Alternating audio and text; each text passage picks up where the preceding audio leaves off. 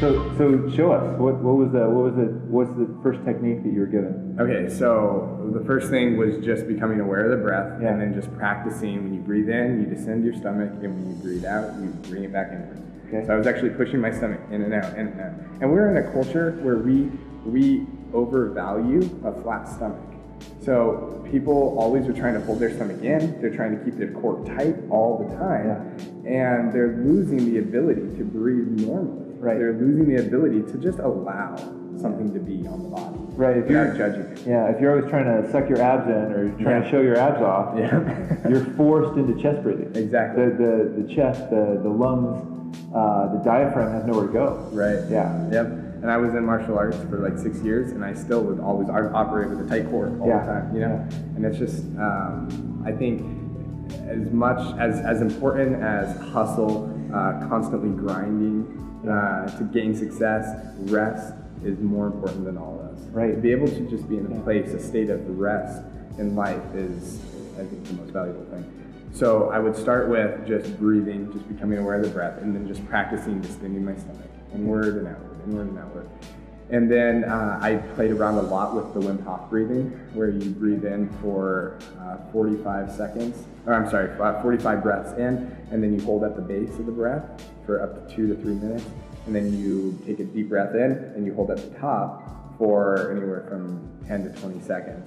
And I found a lot of value in that when I first started, because it's a fairly simple practice.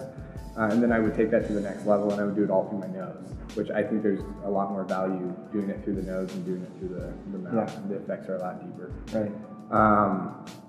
So I practiced that for a little bit, and then that kind of sat on the back shelf because I found other breathing exercises that were, I feel like they were a little bit more effective for the mind-body connection.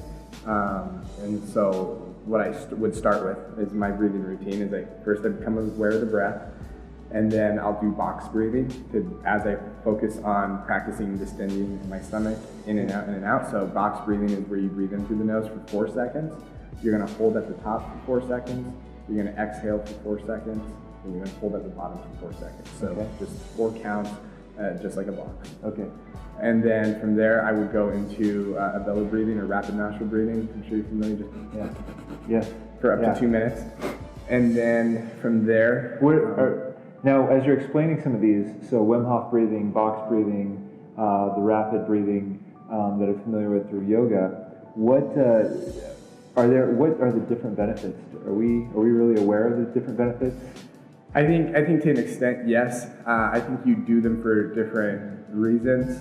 I think where I'm going with this is if you're looking for that burst of energy, Wim Hof is great. Okay. I think if you're looking for a calming, soothing effect, I think the rapid nostril breathing followed by Dr. Andrew Weil's 4-7-8 breathing, if you're familiar with that. I am, yeah. That is absolutely great to bring you back to that place of the parasympathetic nervous system, the rest and repair mode.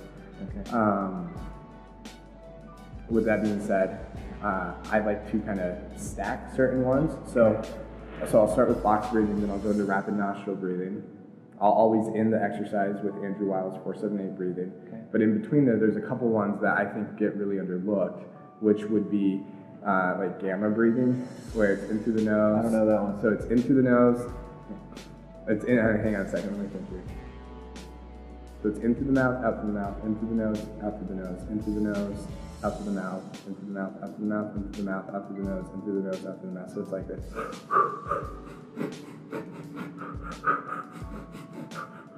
And you just do that over and over and over again. Okay. And that does release the same hormones and chemicals that Wim Hof breathing does as well. Okay. And so there's not as many holds, and it's more about duration with that. So doing that for about 7 minutes. Doing that for 7 minutes? For 7 minutes. And you can do it slow. So you can go.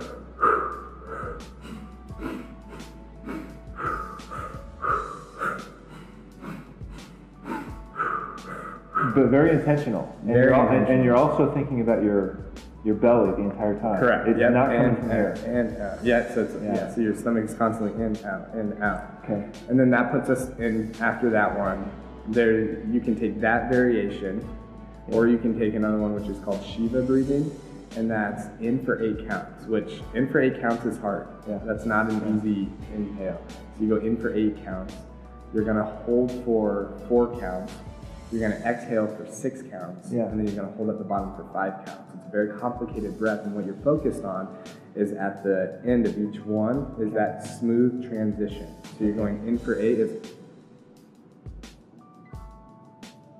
I'm already done. Okay, I can keep going.